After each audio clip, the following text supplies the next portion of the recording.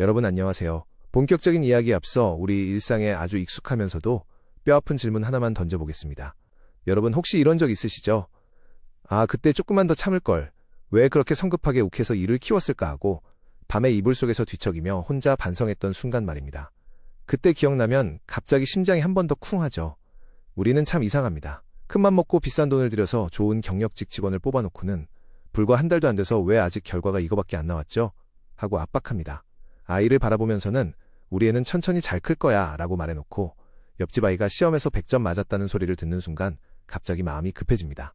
문 열고 들어가서 괜히 한마디 하게 되죠. 다들 이런 경험 있으시죠? 도대체 왜 이럴까요? 우리는 왜 항상 이렇게 조급할까요? 왜 사람마다 가지고 있는 읽는 시간을 기다려주지 못할까요? 눈에 당장 보이지 않으면 불안해서 결국 스스로 일을 꼬이게 만드는 선택을 반복합니다. 겉으로는 침착한 척합니다. 괜찮아, 천천히 가면 되지 라고 말합니다. 그런데 속에서는 계속 이런 소리가 납니다. 아니 이거 언제 되는데? 이 조급함 솔직히 다들 느끼고 계시죠? 오늘은 바로 이 문제를 한번 정면으로 다뤄보려고 합니다. 2000년 전으로 잠깐 돌아가 보겠습니다. 중동의 사막, 아무것도 없어 보이는 그 공간에서 사람들은 이 문제를 아주 진지하게 고민했습니다. 그리고 놀랍게도 우리가 지금 겪고 있는 이 조급함에 대해 꽤 정확한 설명을 남겨놨습니다. 이건 그냥 옛날 이야기가 아닙니다. 내일 출근해서 여러분을 답답하게 만드는 그 직원, 혹은 집에서 여러분을 당황하게 만드는 가족을 완전히 다른 시선으로 보게 만드는 도구가 됩니다. 아주 현실적인 이야기입니다. 자, 그럼 2000년 전 랍비들의 토론장으로 함께 들어가 보겠습니다. 오늘은 탈무드 아가다 1부 2장 19절에 담긴 한 토론을 함께 보겠습니다. 이름만 보면 조금 어렵게 느껴지실 수 있는데 내용은 의외로 우리의 일상과 아주 닮아 있습니다. 원문을 화면에 띄워보았습니다. 제가 천천히 읽어보겠습니다. 눈으로 편하게 따라와 주시면 됩니다. 하늘과 땅에서 생성된 모든 것은 주 하나님이 땅과 하늘을 만드신 날에 창조된 형태 그대로이다. 이 구절을 두고 논쟁이 시작됩니다. 랍비 느헤미야가 이렇게 말합니다. 세상이 만들어진 바로 첫날에 앞으로 나올 모든 것들이 이미 다 함께 생겨났다. 쉽게 말하면 이미 다 준비됐다는 겁니다. 그런데 곧바로 랍비 유다가 반박합니다. 아니요, 성경에는 분명히 첫째 날, 둘째 날 이렇게 나뉘어서 만들어졌다고 되어 있습니다. 여기서 벌써 분위기 살짝 올라갑니다. 맞습니다. 이건 2000년 전 토론인데요. 지금 회사 회의실이랑 크게 다르지 않습니다. 서로 자기 말이 더 맞다고 생각하거든요. 그때 랍비 느헤미야가 아주 인상적인 비유를 내놓습니다. 세상은 무화과 농사와 같습니다. 처음에 모든 열매가 한 번에 맺히지만 그것이 익어서 우리의 눈앞에 나타나는 시간은 각각 다르게 정해져 있을 뿐입니다. 이 말이 핵심입니다. 이미 다 있지만 보이는 시점이 다르다는 겁니다. 여기에 랍비 베레키야도 한마디 보탭니다. 맞습니다. 땅이 무언가를 내어놓는다는 건 이미 그 모든 것이 땅속에 준비되어 있었다는 뜻입니다. 어떠십니까? 겉으로 보면 그냥 언제 만들어졌냐를 따지는 신학적인 논쟁처럼 보입니다. 그런데 조금만 생각을 붙여보면 느낌이 달라집니다. 이미 준비된 것과 나중에 드러나는 것, 이 차이를 설명하고 있습니다. 이게 왜 중요할까요? 바로 우리가 일상에서 제일 많이 실수하는 부분과 연결되기 때문입니다. 우리는 결과가 안 보이면 없는 것이라고 생각해버립니다. 그래서 급해집니다. 그런데 이 이야기는 이렇게 말하는 것 같습니다. 아직 안 보일 뿐이지 없는 게 아닐 수도 있다. 이 한 줄이 오늘 이야기의 출발점입니다. 방금 읽으신 텍스트의 배경을 아주 짧고 쉽게 풀어보겠습니다. 여기서부터 그래서 이 얘기를 했구나 하는 느낌이 오기 시작합니다. 유대인들이 매일 읽는 성경의 가장 앞부분 창세기를 보면 세상이 만들어지는 이야기가 나오죠. 그런데 이걸 조금만 자세히 보면 묘하게 어긋나는 부분이 하나 보입니다. 어떤 구절인 창세기 2장 4절을 보면 세상 모든 것이 첫째 날에 한 번에 완성된 것처럼 보입니다. 마치 게임 시작하자마자 맵이 다 깔려 있었다 이런 느낌입니다. 그런데 우리가 잘 아는 창세기 1장을 보면 이야기가 완전히 다릅니다. 첫째 날엔 빛, 둘째 날엔 하늘, 셋째 날엔 땅, 이렇게 6일 동안 하나씩 차근차근 만들어집니다. 자, 여기서 질문이 생깁니다. 여러분이 이걸 해석해야 하는 입장이라면 어떻게 하시겠습니까? 한 번에 다 만들어졌다가 맞을까요? 아니면 시간을 두고 만들어졌다가 맞을까요? 대부분은 여기서 둘 중 하나를 선택합니다. 아니면 그냥 옛날 기록이라 좀 섞였겠지 하고 넘어가기도 합니다. 그런데 랍비들은 다르게 접근했습니다. 이걸 오류로 보지 않았습니다. 오히려 일부러 이렇게 적어놨다고 봤습니다. 그리고 바로 그 어긋남 속에 답이 있다고 생각했습니다. 이 지점이 굉장히 중요합니다. 하나는 이미 다 준비되어 있다는 이야기이고 다른 하나는 시간을 두고 드러난다는 이야기입니다. 이 두 가지를 동시에 놓고 고민하기 시작합니다. 그리고 여기서 아주 묘한 결론으로 갑니다. 전통적으로는 이걸 신의 전능함과 질서를 설명하는 방식으로 해석해왔습니다. 맞는 설명입니다. 그런데 오늘 우리는 여기서 한 발 더 나가보겠습니다. 이걸 우리의 현실 언어로 바꿔보겠습니다. 직장, 가족, 인간관계. 우리가 매일 부딪히는 그 장면들로요. 그럼 이 문장이 갑자기 훨씬 더 구체적으로 들리기 시작합니다. 이미 있는데 아직 안 보이는 상태. 이게 오늘 이야기의 핵심 키워드입니다. 자, 이제 텍스트 소개는 다 끝났습니다. 이제부터가 진짜입니다. 이 옛날 이야기를 그냥 좋은 말로 끝내는 게 아니라 실제로 써먹을 수 있는 도구로 바꿔보겠습니다. 오늘 강연은 4개의 단계로 진행됩니다. 일단 첫 번째 관문인 원전을 찾아서는 이미 지나왔습니다.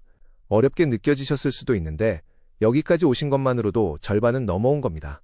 이제 두 번째 단계로 들어가면 방금 본 텍스트가 왜 우리 일상의 이야기랑 똑같은지 그 구조를 하나씩 풀어봅니다. 여기서 아마 고개를 많이 끄덕이시게 될 겁니다. 아, 그래서 내가 맨날 조급했구나, 이런 느낌이 옵니다. 세 번째 단계에서는 조금 더 흥미로운 시도를 해보겠습니다. 이 중동의 탈무드 지혜를 우리가 익숙한 동양고전의 사고방식과 한번 부딪혀 보겠습니다. 서로 다른 문화인데도 놀랍게 비슷한 패턴이 튀어나옵니다. 이 부분 재미있습니다. 그리고 마지막 네 번째 단계가 핵심입니다. 여기서 끝내지 않습니다. 내일 아침 출근해서 바로 써먹을 수 있도록 아주 구체적인 행동과 말의 형태로 정리해드리겠습니다. 그럼 실제로 어떻게 말해야 되는데요? 이 질문에 답을 드리는 구간입니다. 오늘 강연이 끝날 즈음이면 아마 이런 생각이 드실 겁니다.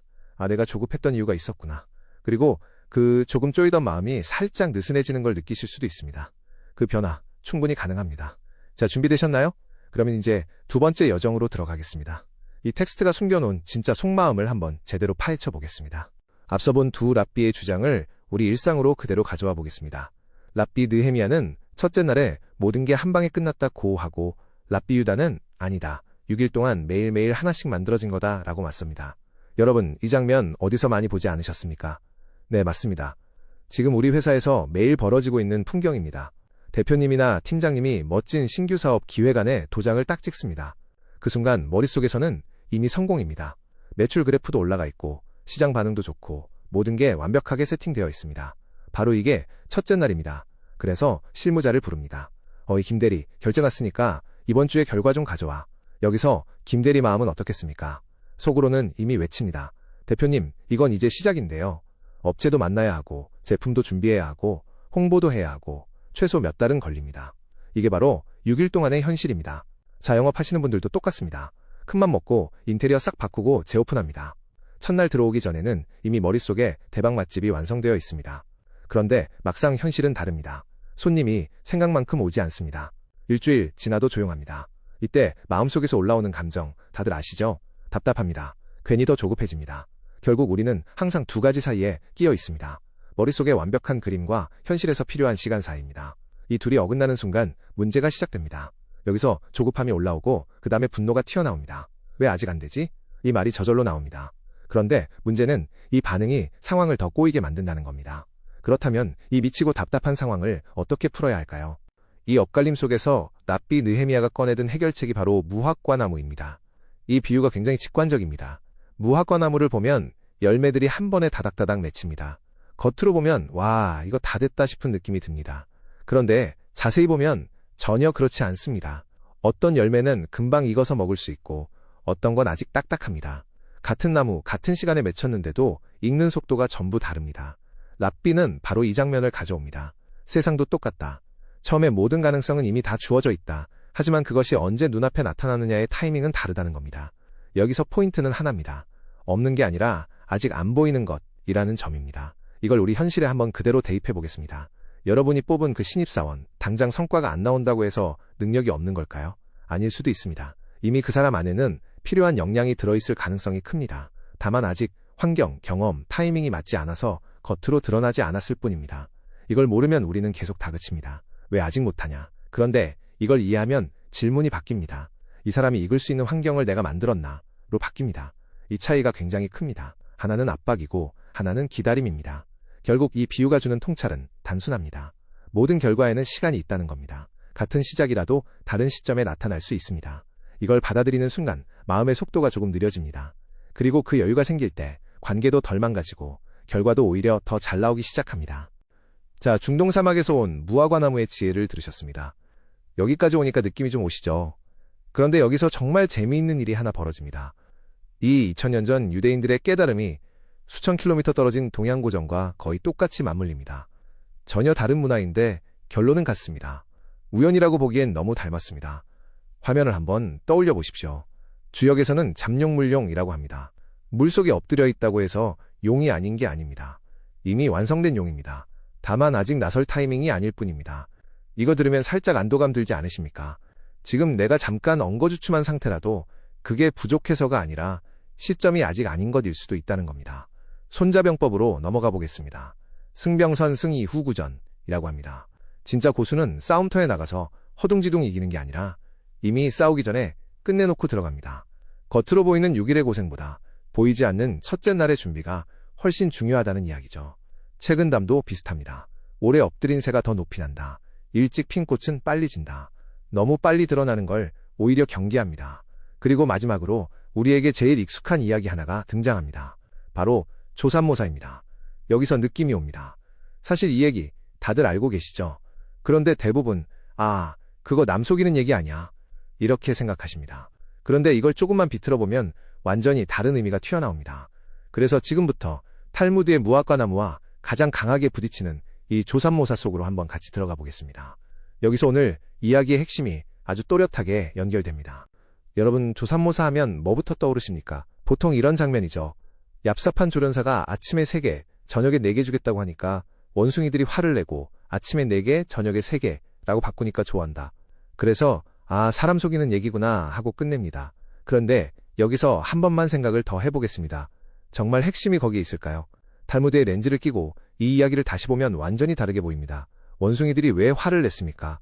하루에 받는 도토리 총량은 똑같이 7개입니다. 하나도 줄어든 게 없습니다. 그런데 왜 화가 납니까?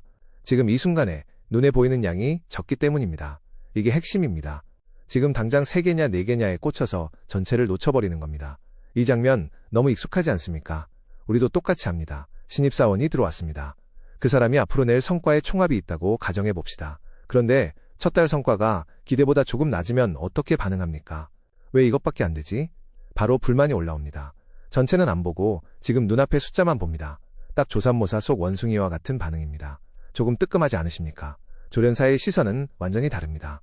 총량은 안 변한다. 이걸 알고 있습니다. 랍비 느헤미야의 무화과 비유와 완전히 똑같습니다. 이미 주어진 것이 있고 단지 드러나는 순서가 다를 뿐이라는 겁니다.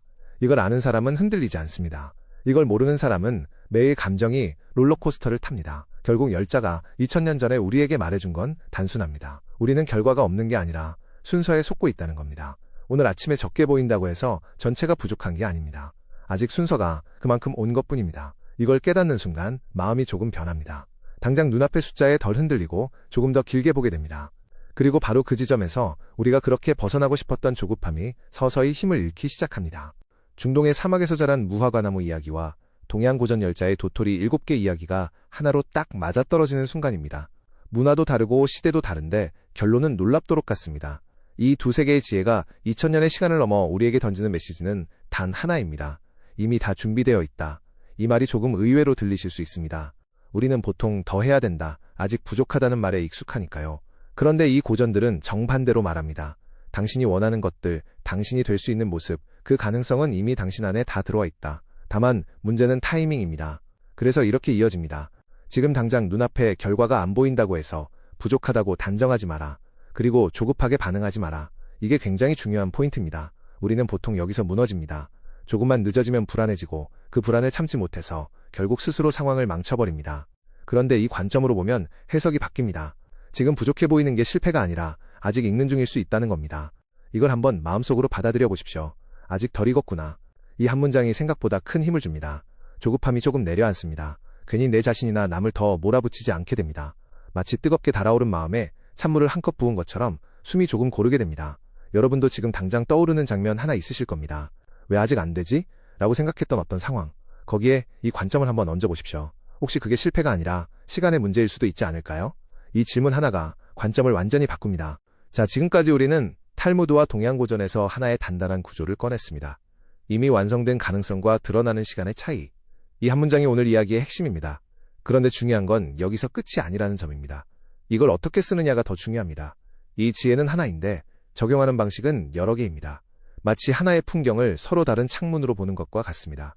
화면을 떠올려 보시면 좋겠습니다. 마음이 불안할 때는 이걸 마인드셋의 창으로 볼 수 있습니다. 인간관계가 꼬였을 때는 관계의 창으로 볼 수 있습니다.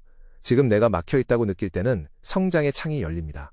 상황에 따라 같은 이야기가 다르게 작동합니다. 그런데 오늘 우리는 욕심을 조금 줄여보겠습니다. 5개를 다 보려고 하면 오히려 흐려질 수 있습니다. 그래서 하나만 깊게 보겠습니다. 여러분의 현실과 가장 직결된 창문 하나를 선택하겠습니다.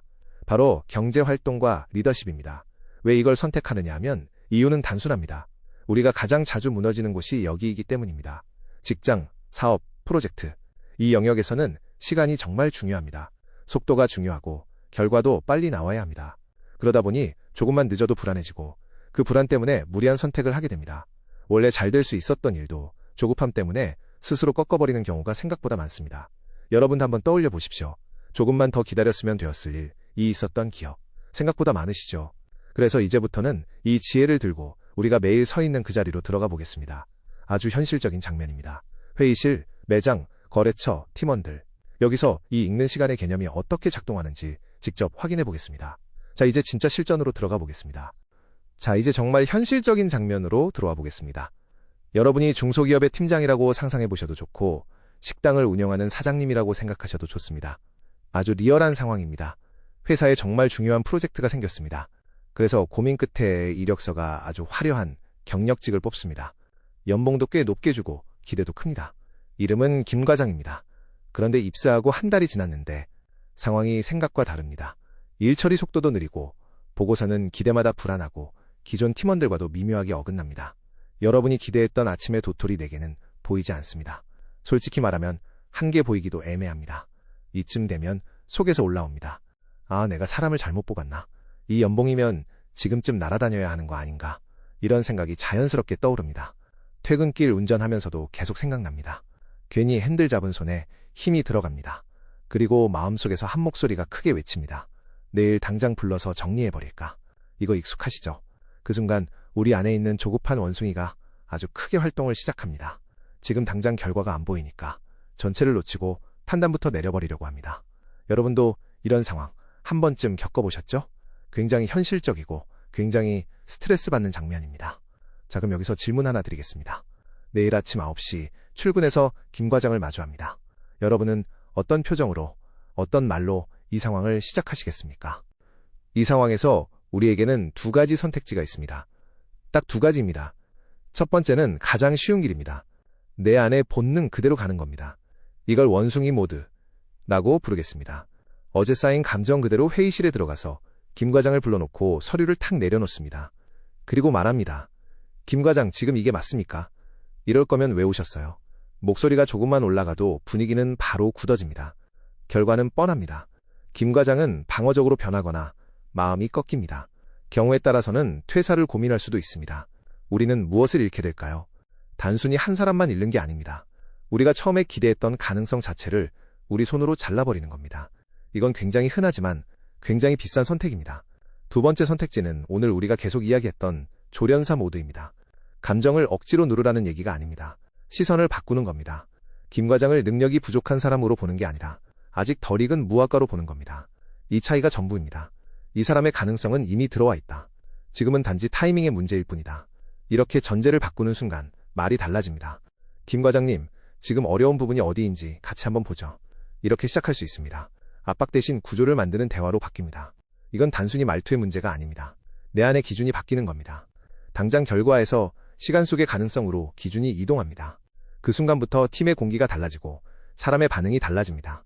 그리고 이 작은 차이가 쌓이면 조직 전체의 문화가 바뀝니다. 결국 선택은 단순합니다. 지금 당장 잡아먹을 것인가, 아니면 익을 때까지 기다려서 더 크게 얻을 것인가. 이 둘 중 하나입니다. 그리고 대부분의 경우 진짜 성과는 2번째에서 나옵니다. 자, 이제 여기서 제일 중요한 단계입니다. 그래서 어떻게 할 건데? 이 질문에 답을 주는 구간입니다. 먼저 호흡을 한번 고르십시오. 지금까지 들은 이야기를 그냥 좋은 말로 넘기면 아무 일도 안 바뀝니다. 이제부터는 실제로 써먹는 단계입니다. 여러분은 더 이상 그냥 성과를 빨리 뽑아내려는 관리자가 아닙니다. 타인의 읽는 시간을 관리하는 사람입니다. 이 관점 하나만 바뀌어도 행동이 완전히 달라집니다. 내일 아침 출근해서 김 과장을 조용히 면담실로 부르십시오. 중요한 건 톤입니다. 공격적으로 부르면 이미 게임이 끝납니다. 그리고 이렇게 말하는 겁니다. 화면에 있는 대사를 한번 따라가 보시죠. 김 과장님, 입사하고 한 달 동안 고생 많았습니다. 당장 결과가 눈에 안 보여서 본인도 마음이 불편하죠. 그거 충분히 이해합니다. 그런데 저는 하나는 분명하게 말씀드리고 싶습니다. 제가 김 과장님을 모셔올 때 이미 가지고 계신 잠재력은 우리 팀에 다 들어왔다고 믿습니다. 지금 보이는 결과만으로 그걸 판단하고 싶지 않습니다. 이렇게 시작하는 겁니다. 분위기가 완전히 달라집니다. 상대는 이미 예상하고 있던 공격이 아니라 전혀 다른 방향의 메시지를 받습니다. 그리고 이어서 이렇게 말할 수 있습니다. 지금 필요한 건 속도를 더 올리는 게 아니라 정확하게 터질 수 있는 지점을 찾는 거라고 생각합니다. 우리가 그걸 같이 찾아봅시다. 이 한 문장으로 관계의 방향이 바뀝니다. 어떻습니까? 위에서 내려 찍는 말 한마디 없이도 충분히 강한 메시지가 전달됩니다. 그리고 무엇보다 중요한 건 상대가 스스로를 다시 보게 만든다는 점입니다. 압박이 아니라 책임감을 자극합니다. 이런 말을 듣고도 아무 반응이 없는 사람은 오히려 드뭅니다. 대부분은 오히려 더 해보려고 합니다. 결국 핵심은 이겁니다. 당장 결과를 캐낼 것이냐, 아니면 가능성을 터뜨릴 것이냐. 여러분이 선택하는 말 한 문장이 그 방향을 결정합니다. 이제 이걸 실제로 어떻게 써먹느냐, 조금 더 디테일하게 들어가 보겠습니다. 말의 내용도 중요하지만 사실 더 중요한 건 태도입니다. 여기서 많은 분들이 실수합니다. 말은 좋게 하는데 몸이 이미 싸우고 있습니다. 그럼 다 소용없습니다. 먼저 회의실에 들어갈 때부터 시작입니다. 절대 팔짱 끼지 마십시오. 팔짱은 무의식적으로 내가 위다 라는 신호를 줍니다. 상대는 그걸 바로 느낍니다. 그리고 자동으로 방어 모드에 들어갑니다. 대신 팔을 자연스럽게 풀고 들어가십시오. 그리고 자리가 중요합니다. 책상을 사이에 두고 정면으로 마주 앉으면 구조가 이미 평가하는 사람 대 평가받는 사람이 됩니다. 그럼 긴장이 올라갑니다. 대신 살짝 옆으로 앉아서 같은 방향을 보십시오. 이건 작은 디테일인데 효과가 큽니다. 우리는 같은 팀이다 라는 신호가 전달됩니다. 눈은 또렷하게, 하지만 강하게 노려보지 마십시오. 부드럽게 맞추되 흔들리지 않는 시선입니다. 그리고 목소리입니다. 여기서 대부분 망합니다. 속으로는 왜 이래? 라고 생각하면서 겉으로만 친절하게 하려고 하면 톤이 어색해집니다. 그래서 진짜 중요한 건 말을 바꾸는 게 아니라 먼저 내 안의 조급함을 내려놓는 겁니다. 그래야 목소리가 자연스럽게 낮아집니다. 한 템포 늦추십시오. 일부러라도 조금 천천히 말해보십시오. 사람은 빠르게 몰아붙이는 말보다 천천히 확신을 갖고 말하는 사람에게 더 설득됩니다. 나는 흔들리지 않고 있다 라는 신호가 전달되기 때문입니다. 이 대화는 착한 척하는 연기가 아닙니다. 그냥 좋은 상사 코스프레도 아닙니다. 내가 먼저 관점을 바꾸고 상대를 이미 가능성을 가진 사람으로 진심으로 인정하는 행위입니다. 이 차이는 생각보다 큽니다. 사람은 본능적으로 압박에는 방어하고 신뢰에는 반응합니다. 계속 혼나면 변명을 배우고 인정받으면 책임을 집니다. 이건 굉장히 단순한 구조입니다. 그래서 결국 이 기술의 핵심은 말솜씨가 아니라 시선입니다. 이 사람은 왜 못하지? 에서 이 사람은 언제 터지지? 로 바뀌는 순간 여러분의 리더십은 완전히 다른 단계로 넘어갑니다. 이렇게 무화과의 지혜로 이 상황을 디렉팅하고 나면 어떤 결과가 벌어질까요? 당장 그 자리에서 김 과장이 눈물을 흘리며 충성을 맹세하는 드라마 같은 장면은 나오지 않을 수도 있습니다. 현실은 그렇게 빠르게 바뀌지 않습니다. 그런데 중요한 건 보이지 않는 곳에서 조용히 방향이 바뀐다는 겁니다. 이전에는 매일 방어적으로 변명하던 사람이 어느 순간 스스로 이를 찾아보기 시작합니다. 이걸 어떻게 더 잘할 수 있을까를 고민하게 됩니다. 누가 시키지 않아도 조금 더 남아서 정리해보고 다음날 더 나은 걸 가져오려고 합니다. 이 변화는 조용하지만 굉장히 강력합니다. 그리고 이 장면을 주변 사람들이 다 보고 있습니다. 팀원들이 느낍니다. 아, 우리 팀은 실수했다고 바로 버리는 곳이 아니구나. 여기서는 시간을 주면 성장할 수 있겠구나.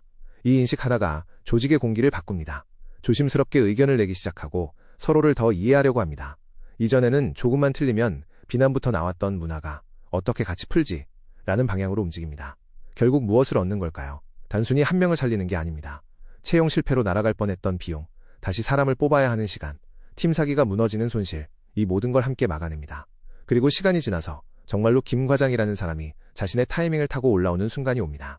그때 나오는 결과는 단순히 평균이 아닙니다. 처음 기대했던 것 이상으로 튀어나오는 경우가 많습니다. 그때 비로소 기다린 보람이 있었구나 라는 말을 하게 됩니다. 이게 바로 구조입니다. 갈등과 조급함으로 시작된 상황을 기다림과 신뢰로 바꿨을 뿐인데 결과는 완전히 달라집니다. 감정대로 흘러갔다면 잃었을 것을 관점을 바꿨기 때문에 얻어낸 겁니다. 이게 2000년 전 탈무드가 던지는 가장 현실적인 무기입니다. 겉으로는 단순한 비유 같지만 실제로는 아주 강력한 선택의 기준입니다.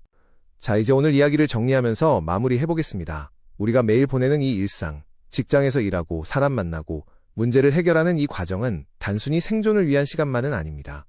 사실은 계속 배우고 훈련받는 시간입니다. 특히 어떤 훈련이냐 하면 기다림을 배우는 훈련입니다. 그리고 사람을 보는 시선을 바꾸는 훈련입니다. 우리는 그동안 너무 쉽게 판단해왔습니다. 당장 눈앞에 없는 것을 없는 것으로 생각하고 조금 늦어지면 틀렸다고 결론 내렸습니다. 그리고 그 판단 때문에 관계를 망치고 기회를 놓치는 경우도 많았습니다. 그런데 오늘 이 이야기를 통해 하나는 분명해집니다. 없는 게 아니라 아직 드러나지 않은 것일 수도 있다는 점입니다. 이 차이를 아는 사람과 모르는 사람의 선택은 완전히 다릅니다. 그래서 마지막으로 이 한 문장만 기억하시면 됩니다. 당신의 무화과 나무를 의심하지 마십시오. 이 문장은 다른 사람에게만 하는 말이 아닙니다.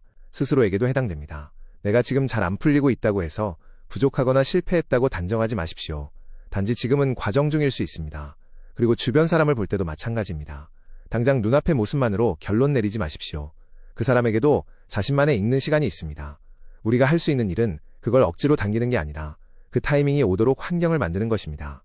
조급함은 자연스럽게 올라옵니다. 완전히 없앨 순 없습니다. 대신 다루는 법을 배워야 합니다. 오늘 배운 것처럼 한 발짝 물러서서 지금이 전부가 아니다 라고 생각하는 힘, 그게 우리를 훨씬 안정적으로 만들어줍니다.